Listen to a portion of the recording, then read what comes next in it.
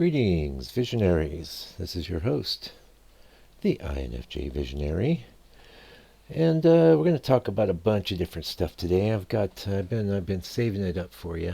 Um, First off, I want to recommend a channel to you. I think this guy's channel is really good. Tom, and then in parentheses, Rudy Omega. Great channel. And I'm going to touch on a topic that he touched on. He had a very interesting video called it's Frankenstein of something or the other. I'm sorry, Tom, I don't remember exactly. But there he touched on a principle that was quite similar to the hermit crab principle that I'd outlined, but it had a lot more depth and a lot more focus. The principle that I'd outlined was that we basically kind of bolt on aspects of various people's personalities onto our own when we're young. But I have to say, he went into this idea with a lot more depth, and he touched on something that Ren had brought up in a recent video where he was talking about the number one INFJ fantasy. And he brought this up a few weeks ago, and I didn't really know what he was talking about. He was talking about, I think it was reconciliation or something like that, or repair. And I'm thinking, repair what? And then, but he went into a little more depth. And what are we looking to repair? Well, one of our big issues, and Ren had pointed this out, and the truth of it really hit home for me, was that as children we weren't really understood by our parents. Now they loved us, and they made quite an effort to let us know that they loved us. Well, some of them did, but deep down we knew that they didn't understand us. And then Tom kind of touched on this in the video he was talking about too. But where Tom went with it is that what we ended up doing was becoming extra resilient, extra independent, where when faced with no one can understand us, no one gets our perspective. That's a very lonely feeling, and I think all of you know that feeling really well. And that sort of loneliness, it's hard to escape.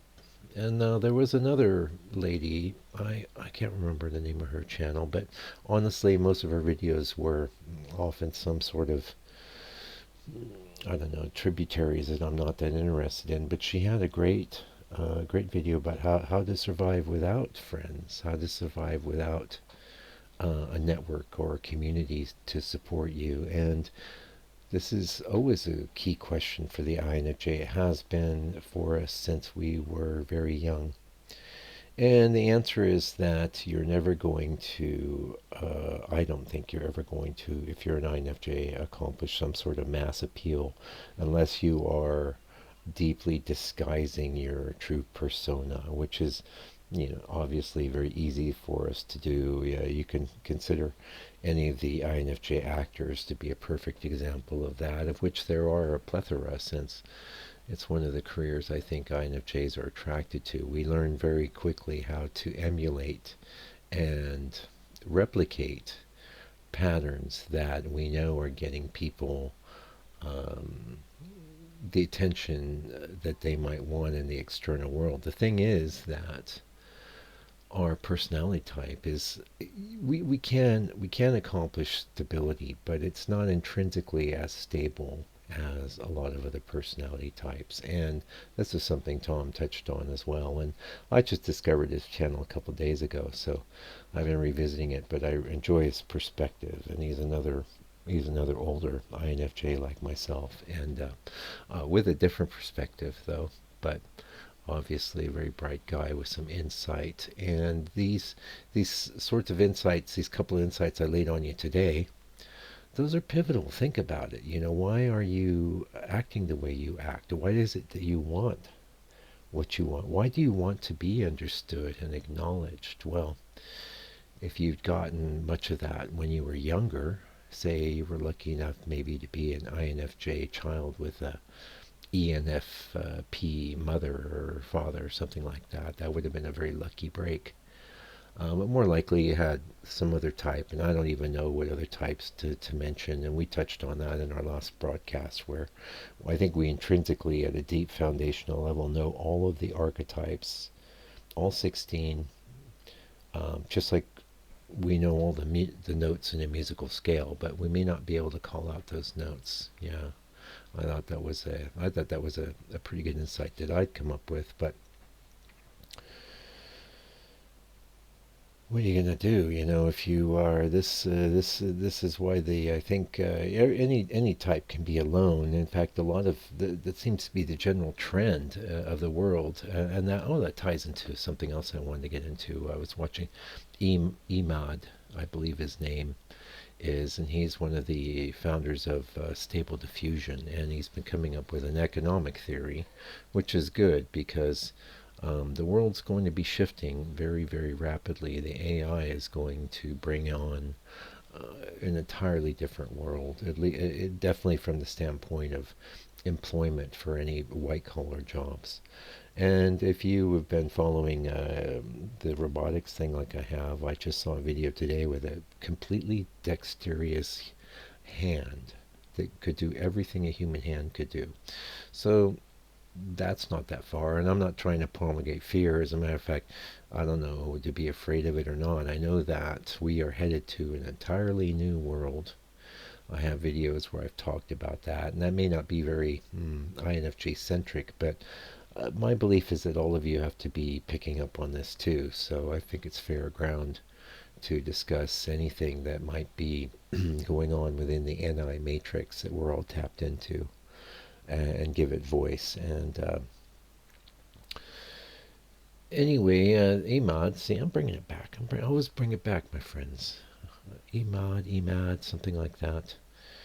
Um, I should find his book. He's written a book. I want to call it out. I've got it on my phone here. Hold on. Hold on. Okay, name of the book. The Last Economy. It's EMAD, EMAD, Mostaqe.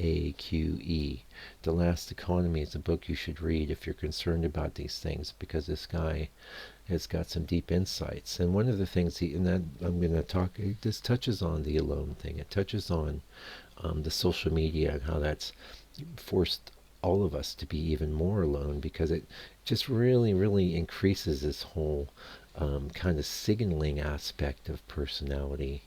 Was already a factor. This fakeness was already a factor in human existence before the social media, and then like the social media has just taken it and totally ran with it to the point where, who's real? What's real? That's not. It's like eating imitation cheese for dinner every night. Anyway, that's a fake network. And one of the things EMAD was talking about is that what sustained us as human beings in the past was networks, way more than money. Networks of friends, family, tribe, okay? And all of that's been stripped away. We're all left sort of alone, kind of. Online is the best we can do because we can't seem to connect with people in our own environments.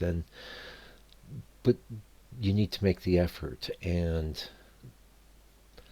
you may not be able to hook up with the majority of people. I don't mean hook up sexually. I mean, hook up as make a connection with. Um, but you can find one or two people that get you and vibe with you, and that is a community. That is, if you don't have anyone like that, that should be job one. Job one is just to get out of the house, out of your normal morass, out of the YouTube, and heaven help you if you're into the gaming and all that. What a giant waste of time that is. So I'm sorry. Um, but you get out of the house, do anything you can, just volunteer your time somewhere, anything you can to actually find real people. And if you get out there far enough, you'll find yourself an ENFP, an INFP. Oh, there's lots of other types that like us. INTPs like us. Even INTJs, I think they like us too. So anyway, that's it for today's broadcast. I hope you got some insight from it, and I will be back in a couple days, God willing. And until I do come back, keep on keeping on, INFJ.